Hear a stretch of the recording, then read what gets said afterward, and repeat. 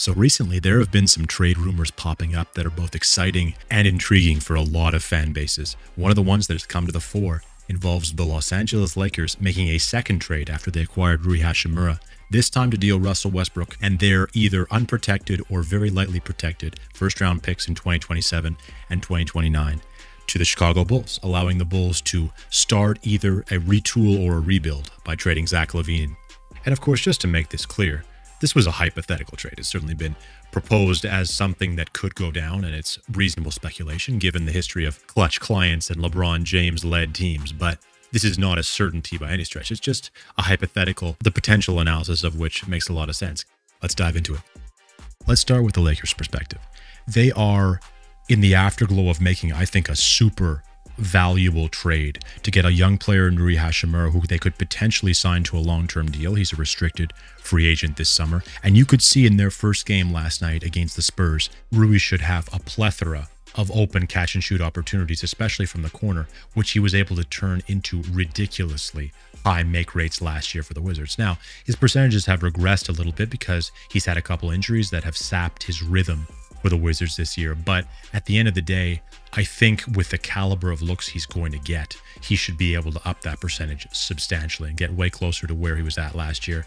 And in addition, he's going to have a lot of opportunities to get offensive rebounds and things like that because Anthony Davis just sucks in so much attention under the rim for other teams. Rui has that much easier of a task. I think the Lakers fans should be ultra excited with what they're going to get from Rui if he's able to play with good lineups the rest of the way. Now, the problem remains, even if we project the Lakers forward in one of the most rosy ways possible, meaning great health for LeBron and Anthony Davis and Russ doing his best impression of himself from 2 or 3 years ago and facilitating really well for others, especially off the bench, there's still probably not enough talent on this roster to win multiple playoff series and overcome the depth that exists in the West this season.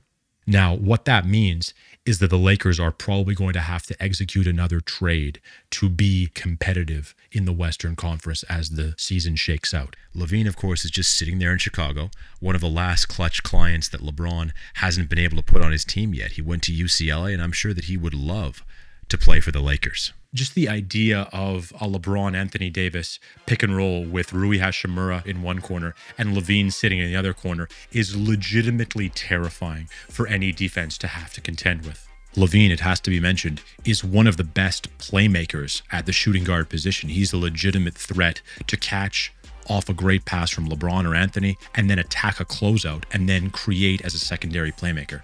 It's a borderline perfect fit in terms of what LaVine brings to the table as his best offensive assets and what the Lakers require to take that next step to become legitimately threatening to any sort of defensive lineup. This move, of course, for the Lakers would not be without potential downside. LaVine has a ton of time remaining on his contract, and it is of escalating value. If LaVine has a continuation of his knee issues that cropped up last year, that contract could well become an albatross. Of course, LaVine himself is not a good perimeter defender. He's not terrible off ball. He's good at fighting through screens, but he has never been a guy who directly on ball has impressed with his ability to stay in front of his man. The good thing, however, is that Anthony Davis can help with that, and the Lakers can, if they want to, go bigger with Thomas Bryant, who's played really, really well while Anthony Davis has been out. And Rui, in addition, has shown himself to be a very good rim protector for his size. So further evidence that the Lakers can make it work on defense, even without the most spectacular defenders at the point of attack on the perimeter. At the end of the day, the question you have to ask yourself if you're the Lakers is, do I want to swing for the fences here, assuming LaVine's knee is reasonably healthy and you're getting a reasonably close version of LaVine to the guy who started the year last season? Is that enough to win a championship this year? And I would argue absolutely that it is. With LeBron playing at the level he currently is and his natural uptick in defensive intensity when he's playing in playoff series, I don't think that there's one team in the league who would want the current Lakers roster minus Westbrook and adding Zach LaVine coming at them in the first round or in the conference finals or at any point. And if the situation does arise where the Lakers are deciding how they would want to use that first round pick or multiple first round picks in deals at this deadline, I think it's very instructive to remember that LaVine, although it is a downside potentially if he's not healthy or if his knee atrophies in the future, there's no reason at this point to assume that his knee is in any way unstable. And he is under contract, albeit at an escalating price, at least next year. So if you're going into win now mode, which the Lakers certainly seem to be, then having a guy who's guaranteed under contract next year, even though he would certainly cost more, is advantageous compared to a guy like Fred VanVleet, for instance, who would almost certainly demand at least a first round pick and is a free agent potentially this offseason. So you could easily lose him for nothing if he plays reasonably well, or even, frankly, if he doesn't. So there's a lot of risk there that LaVine being under contract might mitigate. And again, if we're to adopt Rob Pelinka's perspective for a second, he wants to validate the LeBron era. He absolutely would cherish a second championship. 2 championships during his tenure and during LeBron's would certainly make this era more than worthwhile. And that's probably worth it for Pelinka in and of itself. So I just wouldn't hesitate at the end of the day, because Pelinka himself has obviously made a ton of mistakes. Lakers fans don't need reminding of what those are, but this has the potential to wash away the stink of those mistakes. And from a GM's perspective, that is often way too difficult to pass up. And on the Chicago side of the ledger, the trade is actually even maybe a bit more complicated. And the reason is this: at the beginning of the year last year, the caliber of play that this Chicago team with Lonzo put forth was hopeful enough, especially at the beginning of these players' time together, to inspire the idea that this core could easily contend for an Eastern Conference crown. I understand that they didn't necessarily beat the best teams most consistently, but the level of play that they put forth, especially offensively, was super dangerous and inspired a lot of hope.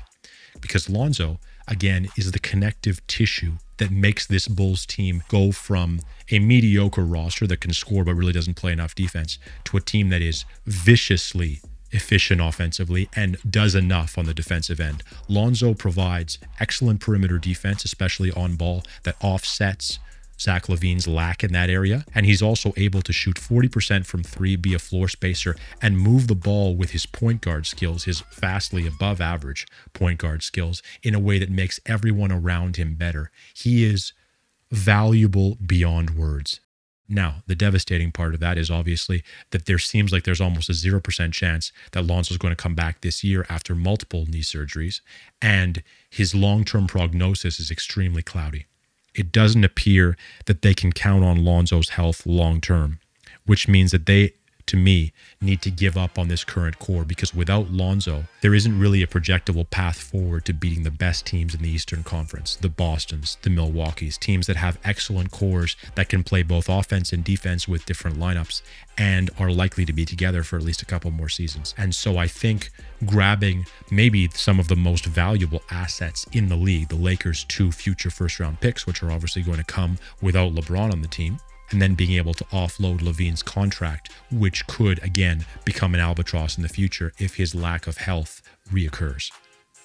ESPN writer Zach Lowe, when discussing this very trade possibility about a week ago, posited the idea that the Bulls might have a bright side to their season, that if they had won a couple of games from the time in which Zach was talking, they could have said, well, we're around 500. We have a potential upside for the rest of this year. Maybe we should give it a shot.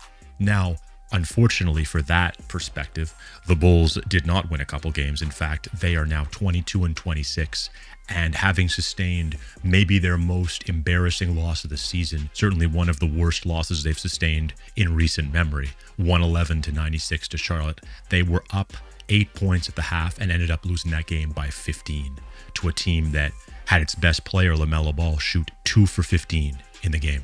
Now, obviously, it's very important to not overreact to one game or small sample sizes in general, especially over an 82-game stretch. But in terms of games that can serve as inflection points, the way that this core looks right now, they're obviously capable of having explosive offensive nights. They've had some good stretches this season, but there's no consistency, even in the regular season, specifically because the team, again, is incapable of sustaining any sort of defensive consistency. And that's not to say, of course, that there aren't good defenders on this team. There definitely are. Alex Caruso is one of the best on-ball defenders in all of basketball when he's healthy, and Patrick Williams, for his size, has the potential to be the same. But unfortunately, there are so many minuses in the lineup, especially in space. It's very difficult as a team to construct 5-man units that put forth good defensive efficiency on a consistent basis. And I just think that the upside of trading LaVine now or DeRozan or another one of these guys as a package gives the Bulls at least an opportunity to give more possessions to Patrick Williams and see whether or not he can grow, whether or not he's ready to be more of a key cog in an offense.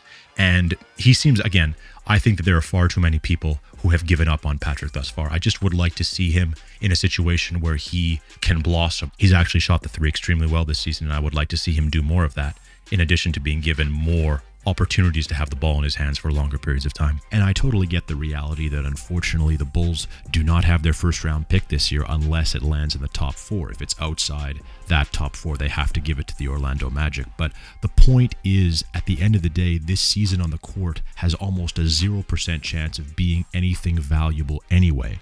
And if a rebuild is going to be necessary, why not get a jump start on it now? And hey, maybe you get lucky in the lottery and you actually land in the top 4. The chances of that only get better if you trade key players. It just seems like a trade that could absolutely be mutually beneficial, and again, allows Chicago to go a different direction when they've come up against a wall with their current core, because banging your head against that wall is throwing salary down the drain to get very little substantial result. And that is the purgatory that most smart NBA teams want to avoid. And if I'm a Lakers fan, the possibility of switching Russ out for a player of Zach LaVine's offensive caliber and danger, it absolutely inspires a lot of confidence and excitement. So we'll see what happens.